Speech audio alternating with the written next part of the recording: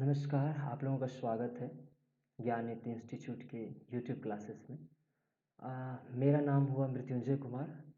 मैं SSC aspirant हूँ। मैंने सीएचएसएल एसएससी का 2018-19 और सीजीएल 2019 इसमें मैं क्वालिफाई किया हूँ अच्छे मार्क्स से।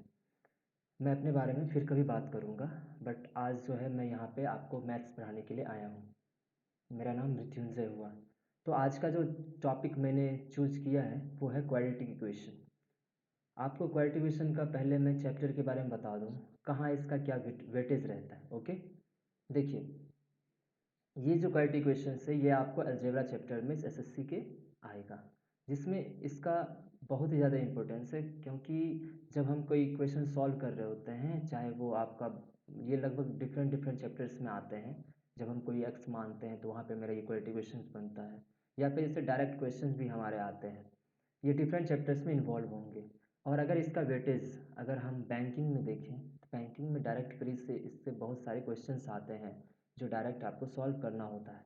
हम दोनों एग्ज़ाम्स को ध्यान में रखते हुए इस क्लास में इसके बारे में पढ़ेंगे। मैं ये मानता हूँ कि बिगिनर्स भी होंगे और बहुत लोग ऐसे भी होंगे जो एग्ज़ाम दे चुके होंगे और एग्ज़ाम्स का प्रिपरेशन भी कर रहे हैं आगे फर्दर के लिए। तो मैं बट इसमें जो है मैं थोड़ा बेसिक से थोड़ा ध्यान रखूँगा ताकि सभी लोग कवर हो पाएँ। ओके, तो मेरा जो आज का टॉपिक है वो है क्वाड्रेटिक इक्वेशन। पहले तो मैं क्वाड्रेटिक इक्वेशंस के बारे में बताना चाहता हूँ क्या होता है क्वाड्रेटिक इक्वेशंस। ओके, अब देखिए, आपका क्वाड्रेटिक इक्वेशंस क्या होता है, वो एक पॉलिनॉमियल होता है। पॉलिनॉमियल आप जानते होंगे, कोई भी इक्वेशंस जो होते हैं पॉलिनॉमियल में, जिसका जो कि एक्स मतलब हो गया क्या चीज़, एक्स मतलब होता है वेरिएबल। एक्स होता है आपका वेरिएबल जिसके कि कोई पावर आप यूज़ करते हैं। जैसे कि मैं आपको कहना चाहता हूँ, जैसे आप देखिए मैं बता रहा हूँ आपको, जैसे कि मान लीजिए 3x⁴ plus 4x³ plus 3x+5 बराबर 0। ये पूरा एक पॉलिनॉमियल है। ओके, पॉलिनॉमियल क्यों है, क्योंकि इसमें दो चीज़ें इन्वॉल्व होती हैं। एक तो होता है वेरिएबल, जो एक्स या वाई। वेरिएबल किसे कहते हैं, वेरिएबल उसे कहते हैं जिसका कि वैल्यू मुझे पता नहीं होता है, जिसका वैल्यू ही वेरी करता रहता है, इसलिए इसे हम वेरिएबल कहते हैं। और वेरिएबल के साथ मल्टीप्लाई में कुछ कॉफिशिएंट होते हैं जो कि कांस्टेंट टर्म होते हैं। ओके, तो वो जैसे हो गया यहाँ पे 3, यहाँ पे x³ है, इसके साथ जो मल्टीप्लाइड है उसको हम कहते हैं 4 जो कि कांस्टेंट है। इसी तरह से हर जगह ऐसे इक्वेशंस को हम पॉलिनॉमियल कहते हैं। लेकिन आपको क्या कहा जा रहा है यहाँ पे, देखिए, आपको कहा जा रहा है कि डिग्री क्या होना चाहिए, 2। डिग्री क्या होता है, जब भी हम कोई पॉलिनॉमियल लिखते हैं, वैसा कुछ इक्वेशंस दिया रहता है, उसमें हम वेरिएबल के मैक्सिमम पावर देखते हैं। जैसे आप इसी इक्वेशन में देखिए, एक्स का पावर कितना है 4, यहाँ एक्स का पावर कितना है 3, और यहाँ एक्स का पावर कितना है 1, और यहाँ कुछ भी नहीं है तो आप एक्स का पावर 0 लिख सकते हैं। क्यों मैं कह रहा हूँ ऐसा, क्योंकि एक्स का पावर 0 बराबर क्या होता है 1, या आप कह सकते हैं किसी के भी पावर 0 बराबर क्या होता है 1। ठीक है, आप समझ में आ गया। अब बताइए, यहाँ 0 पावर आया, वहाँ 1 आया, ये 3 आया और ये 4 आया, तो मैक्सिमम कितना है यहाँ पावर, मैक्सिमम आपके पास 4। तो अगर हम मुझे इस पॉलिनॉमियल का अगर डिग्री पूछा जाएगा तो हम यहाँ कहेंगे कि इस पॉलिनॉमियल का डिग्री क्या है 4 है। ऐसे ही ऐसा पॉलिनॉमियल जिसका कि डिग्री 2 हो उसे हम क्या कहते हैं, क्वाड्रेटिक इक्वेशन। ओके, ठीक है। तो हम अब इसका हम जैसे क्वाड्रेटिक इक्वेशंस के बारे में जिसके बारे में हम आपको बात कर रहे हैं, उसका मुझे क्या जानना पड़ेगा, उसका मुझे जानना पड़ेगा कि उसका जनरल इक्वेशंस किस फॉर्म में हम लिखते हैं। ओके, तो जनरल इक्वेशन किसे कहते हैं, जनरल इक्वेशंस होते हैं जो सब पे अप्लाई हो जाए, उससे हम एक नॉर्मली जनरल तरीके से लिखते हैं। जैसे कि मैं कह रहा हूँ आपको, एक मिनट,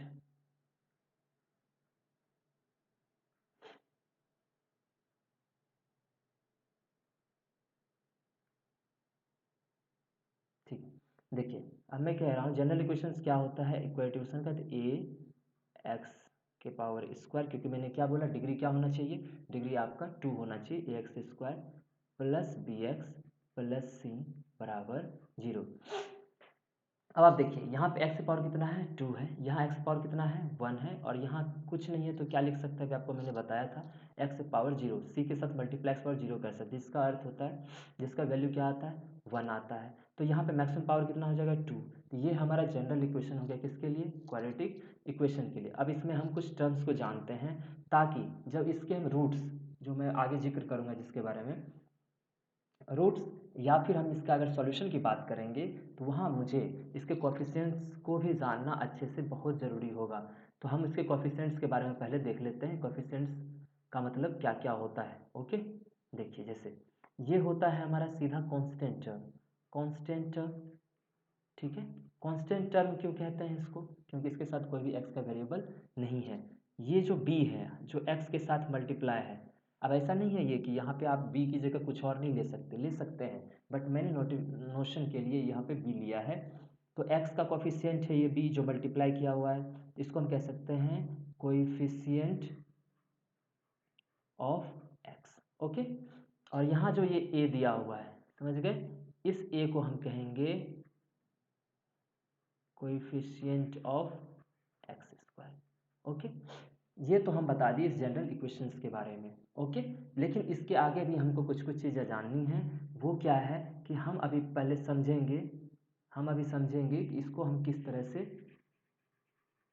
बहुत सारे एग्जांपल्स ले सकते हैं जिसके थ्रू हम ये जान पाए कि क्वाड्रेटिक इक्वेशंस अगर मुझे दिया हुआ है तो हम इसको कैसे पहचानेंगे कि ये एक्चुअल में वही क्वाड्रेटिक इक्वेशन है। तो इसके लिए हमको क्या करना पड़ेगा, बहुत सारा एग्जाम्पल लेते हैं जिसके थ्रू हम इसको जानेंगे। ठीक है, जैसे एग्जाम्पल लेते हैं, देखिए मैं ले रहा हूँ 3x² plus 4x plus 5 equal to 0। Okay, 3x² plus 4/x equal to 0। आगे 3x² बराबर 0, या 3x² प्लस 4x बराबर 0। और भी मैं इक्वेशंस ले रहा हूँ 4x प्लस 5 बराबर 0, या फिर 5/x² बराबर 0, या 5 बराबर 0। ये मैंने डिफरेंट टाइप्स के एग्जाम्पल्स मैंने ले लिया है। अब मैं इसके बारे में भी जिक्र करूंगा कि इसको कैसे समझेंगे कि ये सही वाला एग्जाम्पल है। ओके, देखिए आप यहाँ जो है आप बताइए, सबसे पहला चीज़ आपको जो ध्यान रखना है कि x², अगर चूँकि हम जब हम पढ़ रहे थे डेफिनेशन में ही कि पॉलिनोमियल जो हम पढ़ रहे थे इसका हम क्या पढ़ रहे हैं, डिग्री 2 होना ज़रूरी है। डिग्री 2 हो या उससे कम हो या उससे ज़्यादा हो, दोनों में फ़र्क पड़ेगा। जैसे मैं यहाँ पे इक्वेशन लिख ले रहा हूँ 3x³ प्लस 3x² बराबर 0। अब मैं आपको कहता हूँ यहाँ 3x² था। ओके, तो 3x² दिया हुआ है, तो यहाँ पे इसका कोफिशिएंट कितना है, 3 है। तो यहाँ मुझे बताइए इस पूरे पॉलिनोमियल का डिग्री कितना है, डिग्री आपका 2 है। तो हम मुझे x² का कोफिशिएंट यहाँ मौजूद है, तो ये मेरा क्वाड्रेटिक इक्वेशन है। नेक्स्ट देखते हैं, यहाँ आप क्या है, x² कोफिशिएंट है 3 है और x² भी मौजूद है। इसका मुझे अगर बताया जाए, अगर मैं पूछूँ कि इसका मैं डिग्री कितना है, तो आप लोग यहाँ बाय x है, इसको अगर मैं कहूँ तो x हटा के x का पावर कितना लिख सकते हैं, -1। तो यहाँ -1 हो गया, क्योंकि देखिए x नीचे से ऊपर आएगा तो x पावर -1 हो जाएगा, क्योंकि नीचे 1 था x का पावर, यहाँ -1 हो गया। तो देखिए 4 इंटू x पावर -1 और 3 इंटू x², तो यहाँ x पावर 2 है, यहाँ -1 है, तो मैक्सिमम पावर कितना है, 2 है। तो ये क्वाड्रेटिक इक्वेशन है। बट यहीं पे हम गलती कर रहे हैं। पहली बात कि पॉलिनोमियल कहते किसको है, पॉलिनोमियल उसको कहते हैं जिसमें कि वेरिएबल के पावर, एक मिनट, मैं क्या कहना चाह रहा हूँ कि वेरिएबल के पावर क्या रहना चाहिए, वेरिएबल क्या रहना चाहिए, कांस्टेंट, ऐसा जो भी हम पावर लेते हैं वो क्या होना चाहिए, वो कभी भी आप ध्यान रखना, वेरिएबल के पावर कभी भी रूट या फिर निगेटिव कोई भी टर्म नहीं होना चाहिए। अभी यहाँ पे x की पावर क्या है, निगेटिव है, तो पहले आप इसको जान लें कि ये पॉलिनोमियल है ही नहीं, इससे हम पॉलिनोमियल नहीं कहेंगे। और यहीं पे बात खत्म हो गया। अगर ये पॉलिनोमियल नहीं है तो इसे हम क्वाड्रेटिक इक्वेशन किसी श्रेणी में नहीं ला सकते। समझ में आया आपको कि x के पावर कभी भी माइनस रहे या फिर कोई रूट आए तो वो कभी भी पॉलिनोमियल नहीं होता है। ठीक है, चलिए नेक्स्ट बढ़ते हैं। 3x पावर 0, इस पूरे इक्वेशन का, ये जो पूरा इक्वेशन मुझे दिया हुआ है, इसमें मैक्सिमम पावर कितना है, 2 है, तो डिग्री मेरा कितना हो गया, 2 हो गया, तो ये भी क्वाड्रेटिक इक्वेशन है। इसमें कितना है मैक्सिमम पावर, यहाँ 2 दिया हुआ है, यहाँ कितना दिया हुआ है, 1 दिया हुआ है, मैक्सिमम पावर 2 है, तो ये भी है हमारा क्वाड्रेटिक इक्वेशन। यहाँ कितना है मैक्सिमम पावर 1 और 5 के साथ कुछ नहीं है, तो x की पावर 0 है, तो यहाँ देखिए तो मैक्सिमम पावर कितना हो गया, 1 हो गया, तो ये भी आपका क्वाड्रेटिक इक्वेशन है। समझ में आया आपको बात। यहाँ भी देखिए, अब अगर इस इक्वेशन को ध्यान दिया जाए तो इसको भी हम लिखेंगे 5 इंटू एक्स पावर -2, क्योंकि नीचे एक्स स्क्वायर दिया हुआ है। जब वो -2 हो जाएगा, इसके जो जीरो करेंगे तो यहाँ निगेटिव पावर हो गया, तो ये भी पॉलिनोमियल है ही नहीं, तो फिर इक्वेशन कैसे हो सकता है। और ये कांस्टेंट के पावर, कांस्टेंट इक्वल टू मुझे जीरो दिया हुआ है, कांस्टेंट जीरो दिया हुआ है तो यहाँ इंटू एक्स पावर हम जीरो लिख सकते हैं, बट मैक्सिमम पावर कितना है इस इक्वेशन का, जीरो। लेकिन हमको क्वाड्रेटिक किसको कहते हैं, इसका मैक्सिमम पावर कितना होता है, जीरो होता है, तो ये क्या होगा पॉसिबल, बिल्कुल नहीं, तो ये भी मेरा नहीं हुआ।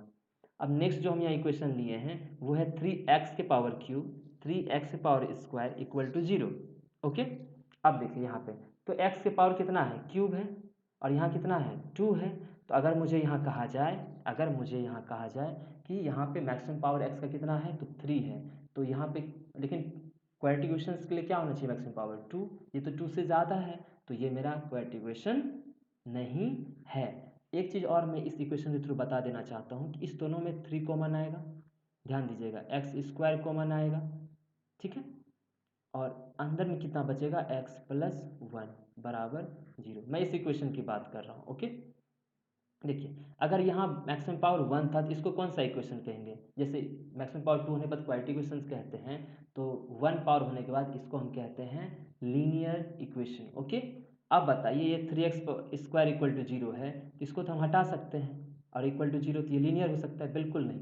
जो भी मल्टीप्लाई में है तो आप ये समझ लो कि पावर 3 है, तो इसको हम लिख सकते हैं 3, ये गलत मैंने कहा है, 3 into x into x into x plus 1 बराबर 0। ये पूरा मेरा एक इक्वेशन है। ओके, यहाँ जब इसको सॉल्व करेंगे तो यहाँ मुझे एक्स का वैल्यू 0 मिलेगा, यहाँ से एक्स का वैल्यू 0 मिलेगा, और इसको जब 0 के बराबर करेंगे तो यहाँ से -1 मिलेगा।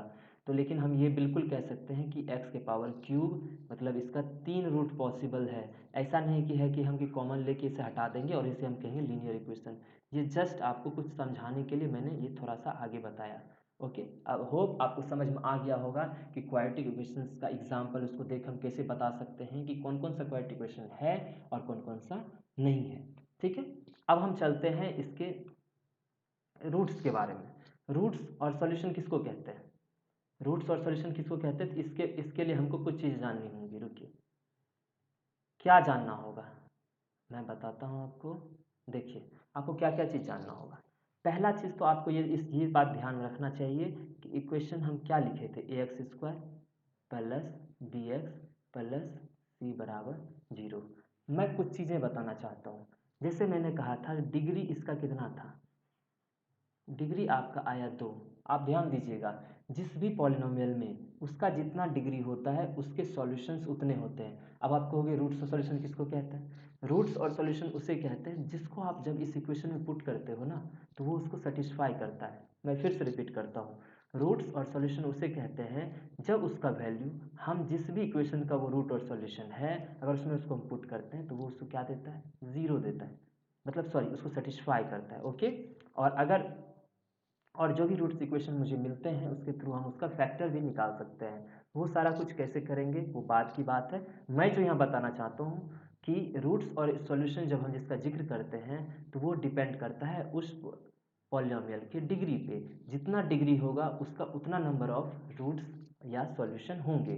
जैसे कि क्वाड्रेटिक इक्वेशन पे कितना डिग्री था आप जानते हो 2, तो इसके कितने रूट्स होने चाहिए, रूट्स या फिर सॉल्यूशन वो 2 होने चाहिए। तो हम एक को मान लेंगे अल्फ़ा, एक को मान लेंगे हम क्या चीज़, बीटा। समझ में आ गया बात। अब अल्फ़ा बीटा का मतलब क्या हो गया, मैंने अभी जस्ट कहा रूट सॉल्यूशन क्या कहते हैं, वो अगर इसमें पुट किया जाए, अगर x की जगह अगर अल्फ़ा को पुट किया जाए तो वो इस इक्वेशन को सेटिस्फाई करेंगे। सेटिस्फाई करने का अर्थ क्या हो गया कि अगर अल्फ़ा इसकी जगह मैं पुट करता हूँ, जैसे a alpha square plus x की जगह b अल्फ़ा प्लस c, तो इसका जब वैल्यू निकालेंगे तो वो मुझे 0 मिलेगा।